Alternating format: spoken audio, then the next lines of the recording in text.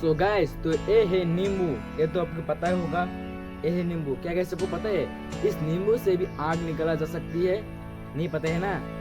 तो आज इस वीडियो को पूरा देखकर जाइएगा, आपको मालूम पड़ जाएगा। तो चलिए स्टार्ट करते हैं। सब्सक्राइब कीजिए हमारे YouTube चैनल और दबाइए इस घंटे को, जब भी मैं इसी तरह की वीडियो अपलोड करूँ तुरंत आपके पास नोटिफिकेशन जाए और आप इस वीडियो को देखकर कुछ सीख सके।